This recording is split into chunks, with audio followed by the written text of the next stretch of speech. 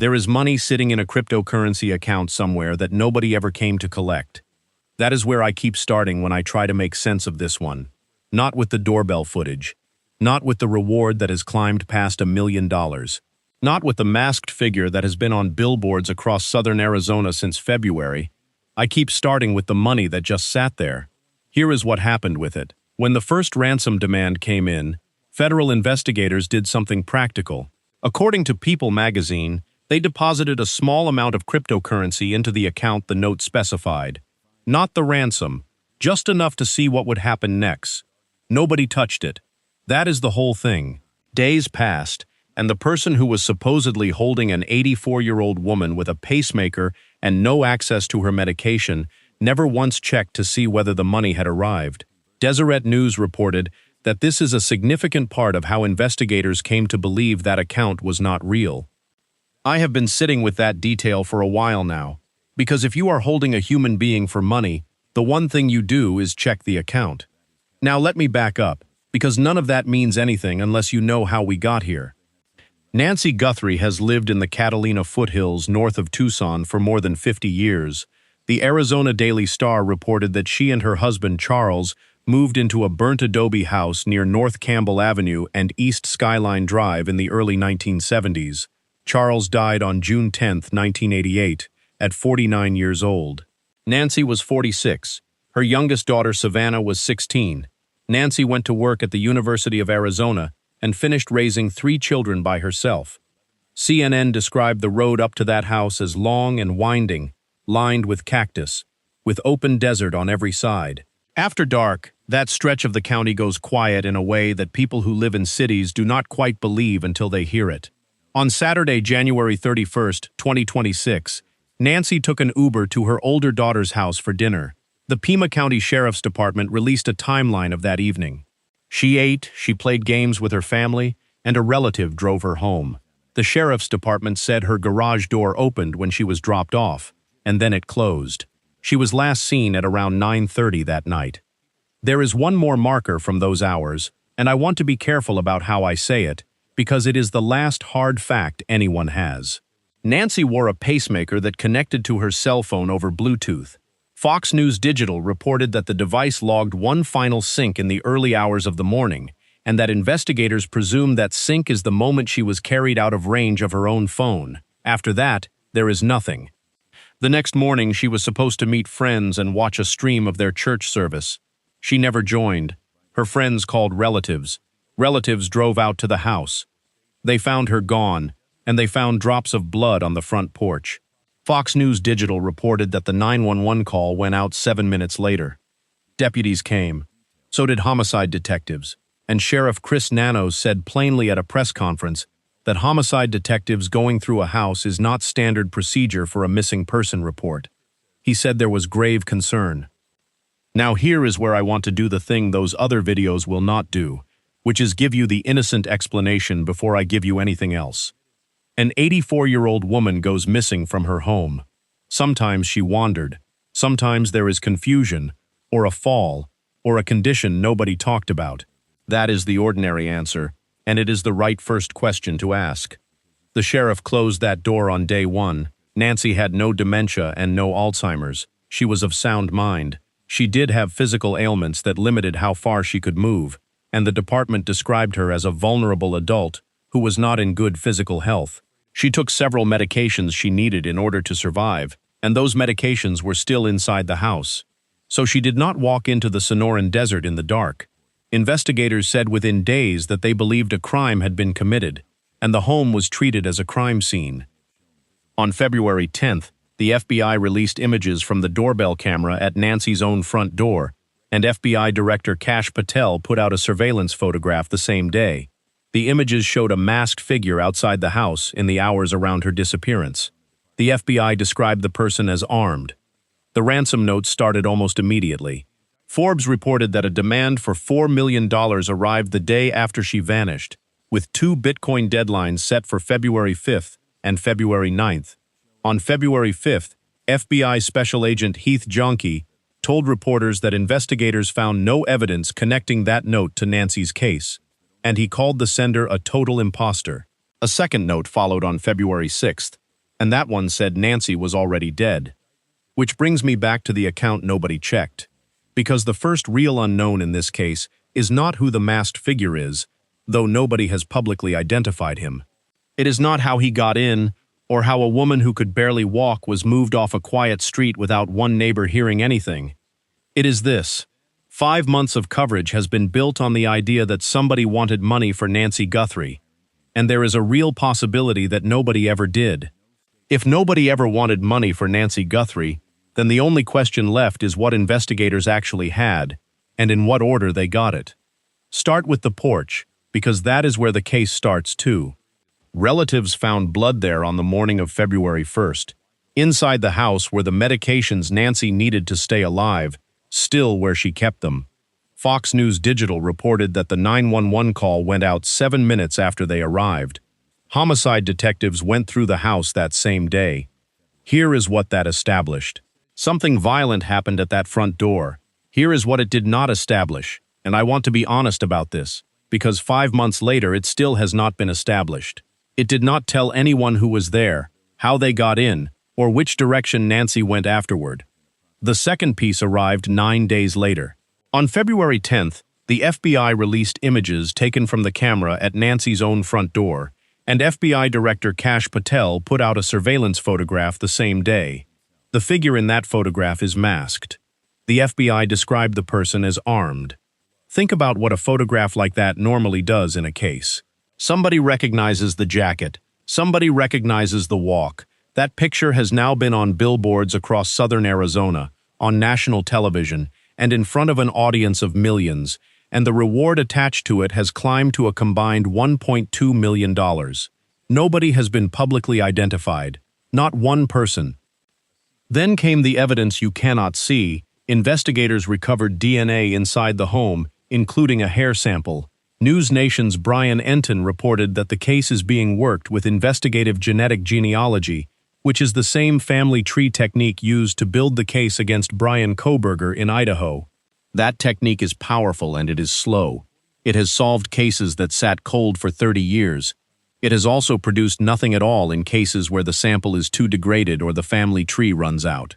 Around the third week of February, investigators started clearing people. News Nation reported that polygraphs were used to rule individuals out, and that family members have officially been eliminated as suspects. The Pima County Sheriff's Department declined to confirm any of that. I am going to say the plain version anyway, because this case has been full of people implying otherwise. Nancy's family is not under suspicion. That is what the reporting says. Now let me tell you about the dead ends, because in this case the dead ends are most of the story. The first one is a business card. In early February, someone photographed an Adult Protective Services card in the doorframe of Nancy's house, and that photograph traveled. People built whole theories on it. If Adult Protective Services had a card in her door, the reasoning went, then somebody had already been worried about Nancy before she disappeared. Maybe there was an open elder abuse case nobody knew about. A reporter from the Arizona Republic saw that card at the front door on February 3rd, and then did the thing almost nobody else did. The reporter called the number printed on it. An agency representative explained that the card was left after Nancy disappeared, not before, so that Nancy would have a way to contact the agency for services once she came home safely. There was no open elder abuse case. The Republic did not run a story because there was no story.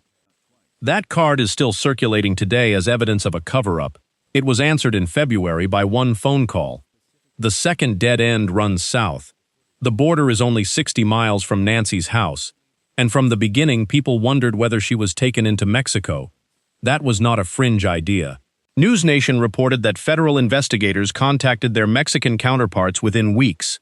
A volunteer search group in Sonora called Buscando Corazones Nogales received an anonymous tip that Nancy was buried in an unmarked grave near the border, and the group says it has since uncovered 25 unmarked graves during its searches. 25 graves is a real and terrible number, and it is a story about that region rather than a story about Nancy. Officials in Mexico said they found no credible information linking her to the area. American investigators did not join those searches. Retired FBI agent Maureen O'Connell told the Brian Enton Investigates podcast that while criminal organizations do dispose of victims in remote places, there is no evidence connecting Nancy's disappearance to cartel activity, and that a theory like that would require somebody showing she was targeted by one. The third dead end is the reason we are here at all. On February 4th, 3 days after Nancy vanished, a 42-year-old California man named Derek Kalela tracked down phone numbers belonging to Nancy's older daughter and her husband. He used an internet calling application to hide who he was, and he sent them messages implying he was holding Nancy and asking about a Bitcoin payment. On July 2nd, Kalela pleaded guilty to 2 felony counts of harassment using a telecommunication device. He had nothing to do with her disappearance. He was a man with a phone. He was not the only one. TMZ has said it received close to a dozen emails from one man who claimed to know the kidnapper's identity and Nancy's location, and who wanted a single Bitcoin in exchange for telling. Federal investigators tested a different account by depositing money into it, and nobody ever came for the money. So here is where things stand as we speak. On June 30th, an FBI official told Reuters that the 3 notes at the center of this case are not believed to be genuine. The next day, the FBI's Phoenix office said publicly that some notes were extortion attempts, while others may potentially be legitimate and remain under investigation. The Bureau still describes this as a kidnapping for ransom case. Nancy Guthrie has been gone since the first day of February. No suspect has been named, and the 2 agencies looking for her have not been able to agree, in public, on whether anyone ever asked for her back. 5 months on, the honest way to talk about this case is to start with what is no longer on the table, because that list is longer than most people realize. Nancy did not wander off. Sheriff Chris Nanos closed that door in the first week. She had no dementia and no Alzheimer's. She was of sound mind, and she had physical ailments that limited how far she could move. Her medications were still in the house. Her family is not under suspicion. News Nation reported in February that polygraphs were used to clear individuals in this case, and that family members have officially been eliminated as suspects. I want that said out loud, because there are videos and posts circulating right now that are built on suggesting otherwise. The Adult Protective Services card that so many people treated as a smoking gun is not one. A reporter from the Arizona Republic called the number on that card. The agency said it was left after Nancy disappeared, so she would have a way to reach them for services once she came home. There was no open elder abuse case. The cartel theory has no evidence behind it. Retired FBI agent Maureen O'Connell told the Brian Enton Investigates podcast that while criminal organizations do dispose of victims in remote places, nothing investigators have said publicly supports that here. And at least one ransom demand is now a closed matter in a courtroom. Derek Kalela, a 42-year-old California man, pleaded guilty on July 2nd to 2 felony counts of harassment using a telecommunication device for messaging Nancy's family and implying he was holding her. He was not. What is left is a masked figure in a photograph, DNA from inside the house, and a great deal of professional frustration. That frustration is worth hearing, because it is coming from people who have done this work. On July 1st, crime scene investigator Cheryl McCollum appeared on News Nation's Jesse Weber Live and said the investigation was botched. Her specific complaint was not about forensics. It was about the podium. She pointed out that the public has never seen Savannah Guthrie and her family standing alongside the FBI and the Pima County Sheriff's Department, making a statement together, and she said that should have happened from day one. She said the agencies are not on the same page. Watch the last month of this case, and it is hard to argue with her. Retired FBI agent Jason Pack made a narrower point on News Nation's Elizabeth Vargas reports, and it is the most useful thing anyone has said about the ransom notes. You cannot declare a note legitimate or illegitimate, he said, until you know what actually happened, because you do not yet know who sent it. That is the whole problem in one sentence. Then there is Jennifer Coffindaffer, a former FBI special agent, who on July 17th posted a comparison on X that stopped me. She put Nancy's case beside that of Thelma Gaston, an 80-year-old woman who went missing 40 years ago and whose remains were identified only recently through advanced DNA testing. Her point was about method. Searches need to be conducted for Nancy, she wrote, and she called for ground searches pushed out into remote desert terrain, for billboards updated with the suspect imagery, and for the reward to go up. That last part matters, because the reward is already substantial. A combined $1.2 million is being offered for information leading to Nancy's recovery. That is not a number that suggests investigators think this is unsolvable. It is a number that suggests they believe somebody knows. So here is what they are asking for. The Pima County Sheriff's Department tip line is 520-351-4900. That is 520-351-4900. The FBI tip line is 1-800-CALL-FBI. Both are still open, both are still staffed, and both still want ordinary information rather than theories. They want to hear from anyone who was anywhere near North Campbell Avenue and East Skyline Drive in the Catalina Foothills late on Saturday, January 31st, or in the early hours of Sunday, February 1st. A car parked where it does not belong. Headlights on a road that is usually empty after dark. In March, the Sheriff's Department told Fox News Digital that investigators were looking into reports of suspicious activity in that neighborhood, including around a home nearby that had recently been vacated. They declined to say more, and they want people to keep looking at that photograph.